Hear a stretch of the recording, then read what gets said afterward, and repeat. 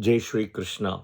Today is May 11, 2026, and moon has just entered Purva Bhadrapada Nakshatra. So it has moved from Shatabhisha to Purva Bhadrapada. All of it is happening in Aquarius. Okay? All right. Before we start today's session, please do subscribe to the video. Please share your comments and feedback as well. Highly appreciated. I do take weekly classes in Clubhouse for free in the Vedic Astrology Club. So you should see the link in the comment section as well. And do join and you can learn a lot. This week we are doing sixth lot through the houses. Okay. So I've been doing in Clubhouse for more than 5 years. There is live sessions happening every week, Wednesday, 7:20 p.m. Central Time, and there are recorded sessions as well. All right. Before we start today's Purva Bhadrapada Nakshatra Section 1, I wanted to kind of highlight a few important things. Yesterday was Sunday, May 10th, and we have a new Chief Minister sworn in for Tamil Nadu. His name is Vijay, right? And I don't have his birth chart or the details. I didn't have a time to do birth rectification, etc. But I did mention that when the results was coming in Jayashta, I kind of knew that there is going to be a change of power, right, from the current chief minister, Stalin, to a new chief minister. And please go and check out my video from Jayashta to Maga via Makara Rashi, right? And Jayashta is also the energy associated with Indra, right? He actually toppled Varuna, who was the Vedic god, right? Who was the god of the gods, Vedic god, head of the gods in a way. And and then Indra came into power. So there is a change. And the minute Jyeshta Nakshatra was in action, I could really tell that that's what is, change is going to happen. Now, I don't have the details of all the people to tell who is going to win, who is going to lose. Yeah. But with the Nakshatra thing, it's going to happen. Then on top of it, he got 108 seats. And 108 also closes the Navamsha in, if you see, there are 108 Navamshas. And he's 10 seats short. 10, if you look at the Navamsha counting, will come to Makara, Capricorn, right? It's very interesting that also Capricorn Rashi, right? Makara Rashi is king and kingmaker.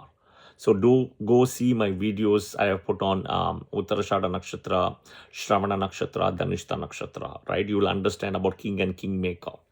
But now coming back, right? I had also given a prediction that when moon is in Capricorn, in Makara, that is where he will get his seats and he will become a chief minister signing. And it exactly happened yesterday, which is May 10th in India, right? That's a Sunday around 10 o'clock in the morning. So the ascendant is a Gemini ascendant at the time, Jupiter in the Lagna, right? Moon is at Makara in Capricorn Rashi, in Dhanishta Nakshatra, right? So moon was in Dhanishta Nakshatra in Makara. That is exactly what I had predicted. All right. Okay. The Lagna, if you see, right, for the birth chart of the VJ Lagna, there is a question mark whether he's actually, Cancer ascendant or a Virgo ascendant. But we have to fix the time. I need to get some more details to fix this time. He could be either a Leo or a Gemini ascendant as well. Okay. And I say that because if you clearly observe the video where he was signing, right, the document for the chief minister thingy, he was using a green color pen. Okay. And somewhere the Gemini energy is coming, right? Now I can get more validation. For example, if he's drinking green juice daily, right, he's definitely a Gemini ascendant. Okay. So you have to look out, or even a green jacket, a lot of green things happening. So you have to see that. Somewhere the first marriage break also shows about the dual ascendant, right? It can be also Gemini or Leo. We don't know that. Now he's got Sun, Saturn and Mercury in Gemini Rashi in his birth chart. And he's got Jupiter in Aquarius aspecting it also, right? So Sun and Saturn is always connected with Sun as the leader. Saturn is the masses. And when Jupiter comes and aspect these two planets, it gets dignification. All right. Okay. More to come, but go see the video which I had I kind of put, a few days ago, where the title is called as From Jayashtha to Magha via Makara. Okay? All right. Today we will go in depth about moon in Purva Bhadrapada Nakshatra. Okay? First is, if you are born, right, and in your birth chart, if moon is in Purva Bhadrapada Nakshatra, right, watch this video completely till the end. Okay? If your moon is in Purva Bhadrapada, it is a broken nakshatra. Your Rashi can be Kumbha, Aquarius, or Pisces, which is Meena, right? It's because it's a broken. All right? Okay. For moon in Purva Bhadrapada, year 2024 will be difficult. Okay? Year 2024 will be difficult. Now, Purva Bhadrapada, the nakshatra is owned by Jupiter. The nakshatra lord is Jupiter. The Rashi lord is Saturn, and Rashi lord is also Jupiter. 3 pada comes in Aquarius, 1 pada comes in Pisces. Okay? All right. Now, if you see, right, the darkest house in the zodiac is Aquarius. So all the nakshatras, the nakshatras, you have 2 padas of Dhanishta, 4 padas of Satabhisha, and 3 padas of Purva Bhadrapada, right? It is in a difficult Rashi. Okay, why? Because it doesn't get it is the darkest house in the zodiac. That's all, right? Aquarius. But it is also the natural 11th house. Okay, it is also a Badakasthana in a way, in Kalpurush. And it's owned by Saturn. This Rashi is owned by Saturn. Rahu energy is there. Varuna energy is there in this Rashi. Okay, all right. Now we'll start. Okay. In the sky, it is seen as 2 bright stars. These are also twin stars. The Purva Bhadrapada, Uttara Bhadrapadas, they are the Bhadrapadas. They are twin stars, like Purva Falguni, Uttara Falguni, like Purva Shada, Uttara Shada. These are all twin stars. Okay. So the number is 2 associated with this nakshatra. Okay. All right. It also resembles like a full funeral cot, right? The funeral cot, the funeral bed, right? Sleeping bed as well. Okay. Now, they also say this is a former one with lucky feet. Okay. So what is lucky feet means, I will tell you. The person initially will have some kind of feet issues, recurring feet issues will be there. But they will also be lucky because they will use the feet for a lot of things. Who are the people who use feet for a lot of things, right? Think of somebody who's dancing. Right? It can be Bharatanatyam, it can be disco dance, it can be salsa, right? Any of those dances. These are the people who would love dancing, okay? In a way, singing and dancing, but dancing is the main thing here, okay? Football, because you're using a foot with, to kick the ball, right?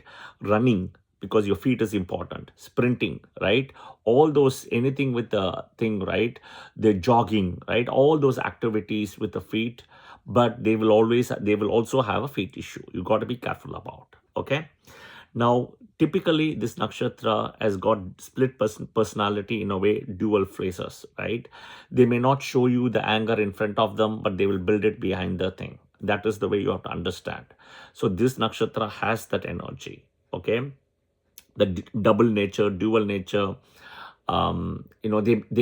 They may not express your complete emotions. They may not express the complete, take on what they are processing and reading. So it's a little bit difficult to kind of interpret them as well. All right. Okay. They can be diabolical. They can be pessimistic. Okay. They can be a little bit of paranoia or lying as well. There can be a little bit of deceit as well with this nakshatra. This is one of the most intense nakshatra, right? But it's extremely devoted. That is very important. Devotion wise, you cannot touch them, but it is also a little bit intense. Okay. They are very sincere. They're very hardworking. These are the people, they will do anything to achieve the goals. Okay. Anything to achieve the goals. Okay. They can also be revengeful, right? This is something they need to be aware of, to kind of let it go, because the universe is the bigger karma. The universe is the deciding factor, and the universe will take care of it rather than taking in one's own hands. All right. Okay. Now think of, in a way, right, sage Vishwamitra.